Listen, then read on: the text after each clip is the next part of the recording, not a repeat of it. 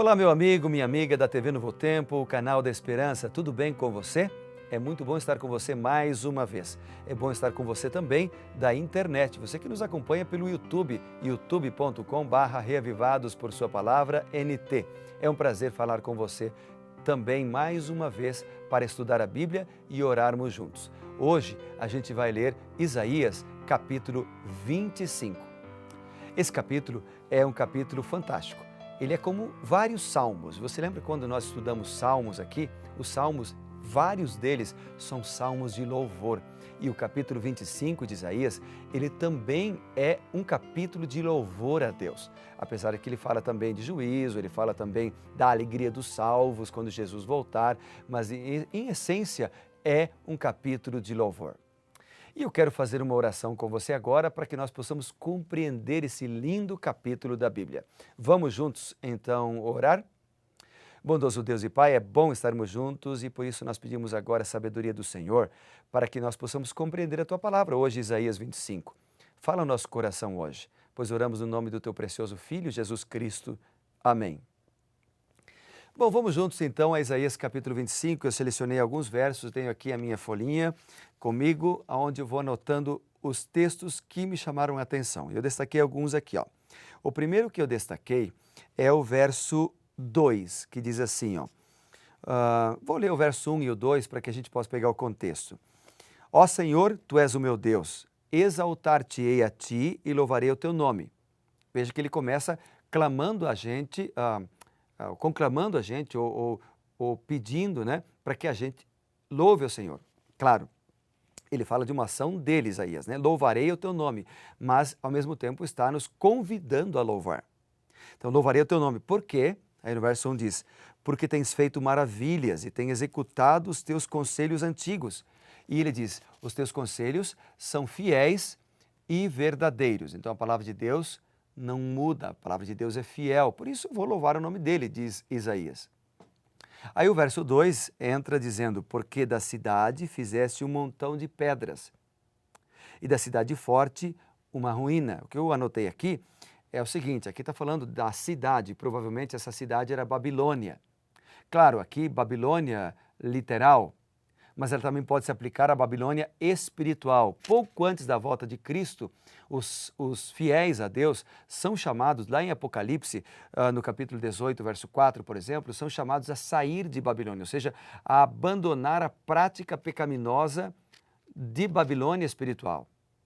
Babilônia espiritual é identificada lá no Apocalipse como todos aqueles movimentos religiosos apóstatas, ou seja, que se afastaram da palavra de Deus e ensinam doutrinas errôneas. Quando chegarmos lá, vamos analisar, estudar um pouquinho mais sobre esse assunto. Mas aqui, o que ele apresenta é que há um juízo, há uma condenação para aqueles que andam nos caminhos pecaminosos de Babilônia, mas a salvação para aqueles que andam nos caminhos de Deus. Amém? E aqueles que andam nos caminhos de Deus têm uma atitude, que é a atitude de louvar a Deus. Então, Deus está nos falando aqui em Isaías capítulo 25 que nós devemos aprender a louvar a Deus. Bom, eu quero levar você agora para Isaías capítulo 25 e quero levar você para o versículo 9. O verso 9 apresenta aqui uma certeza. Vamos ler aqui do verso 8 e 9, que aí você pega todo o contexto do capítulo, né? Ele diz assim, ó, tragará a morte para sempre, e assim enxugará o Senhor Deus as lágrimas de todos os rostos e tirará de toda a terra o opróbrio do seu povo, porque o Senhor falou. Então o que ele está falando aqui é o seguinte, Deus vai um dia acabar com o sofrimento. Deus vai um dia acabar com a morte. Se a gente for lá para Apocalipse capítulo 21, verso 4, por exemplo, essa verdade se repete. Apocalipse 21, verso 4. Deixa eu até ler para você o que diz ali a Bíblia. Diz assim, ó. Ele enxugará dos olhos toda lágrima. Aqui está falando da promessa da nova terra, quando Jesus voltar e nos levar para a nova Jerusalém. A morte lá já não existirá, já não haverá luto, nem pranto, nem dor, porque as primeiras coisas passaram. Aqui em Isaías, essa verdade é apresentada, tragará a morte para sempre, enxugará as lágrimas dos rostos.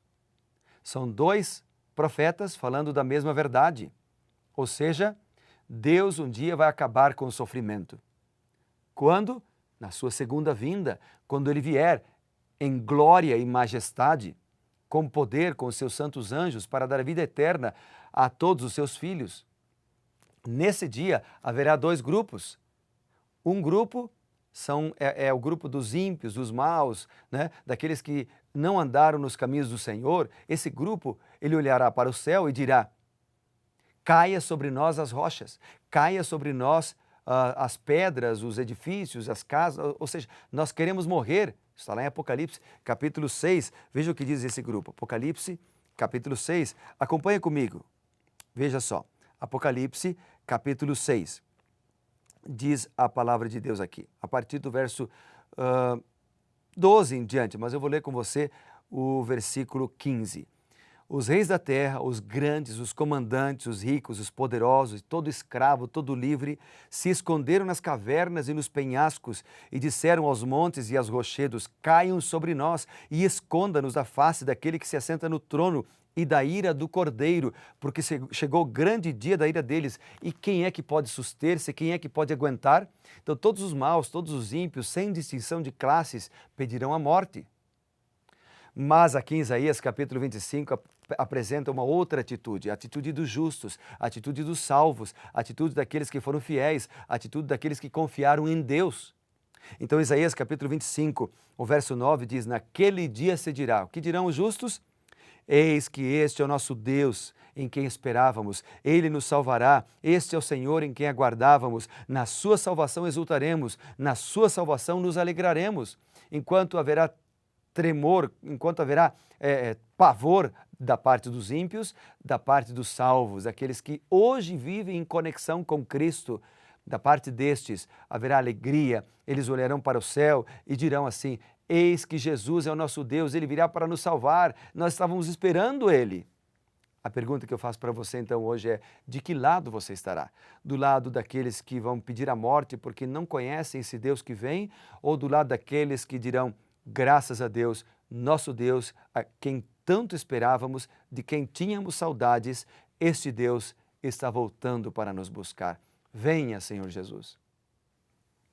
A decisão é sua. De que lado você estará? A decisão é sua.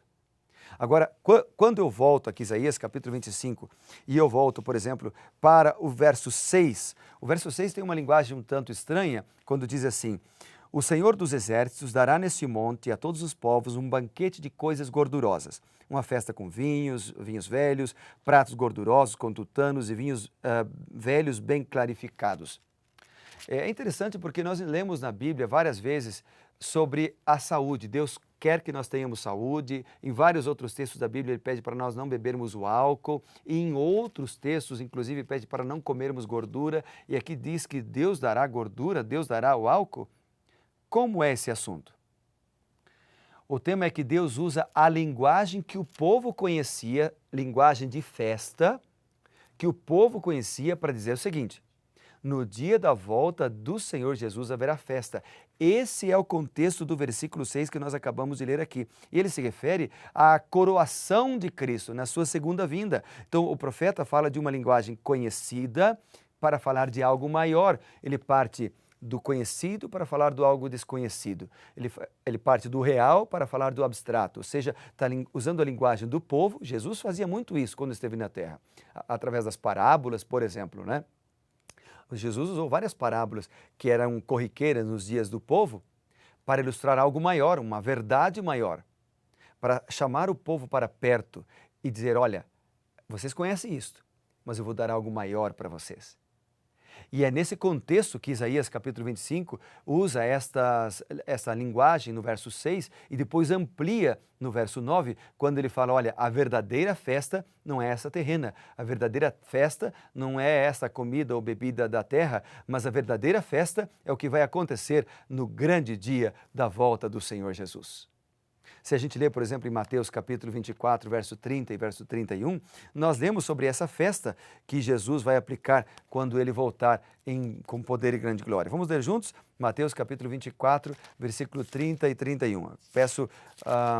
Convido você a ler comigo o que está escrito ali. Vamos lá. Mateus 24, verso 30 e 31, diz o seguinte, a palavra de Deus: Então aparecerá naquele dia o sinal do Filho do Homem. Todos os povos da terra se lamentarão e verão o Filho do Homem vindo sobre as nuvens dos céus com poder e muita glória.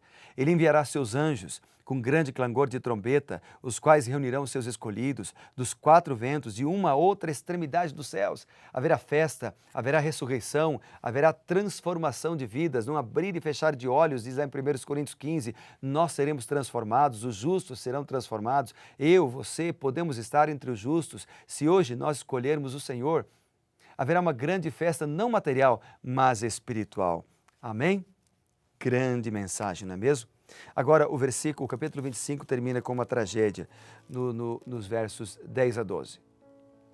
E a tragédia que ele menciona aqui nos versículos 10 e 12 é a seguinte, ele diz assim: Porque a mão do Senhor descansará neste monte, mas Moabe será trilhado do seu lugar, como se pisa a palha na água da cova da esterqueira. E o verso 11, a última linha, diz: O Senhor lhe abaterá a altivez, não obstante a perícia das suas mãos, e abaixará as altas fortalezas dos seus muros.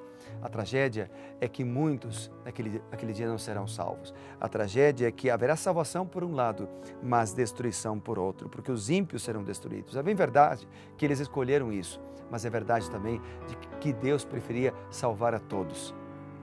Com isso em mente, eu pergunto mais uma vez, de que lado você estará? Do lado dos que sofrerão a tragédia da destruição ou do lado daqueles que serão salvos?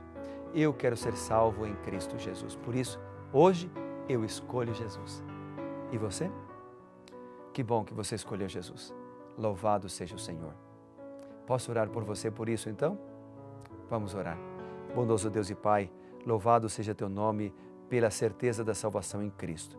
Ajuda-nos a andar em teus caminhos e a escolher Jesus diariamente, todos os dias da nossa vida, a fim de que possamos dizer quando Jesus voltar: esse é o nosso Deus a quem aguardávamos. Ele nos salvará. Na sua salvação exultaremos e nos alegraremos. Em teu nome oramos por isso. Amém. Que Deus te abençoe, meu amigo, e lembre-se, seja reavivado por sua palavra. Grande abraço.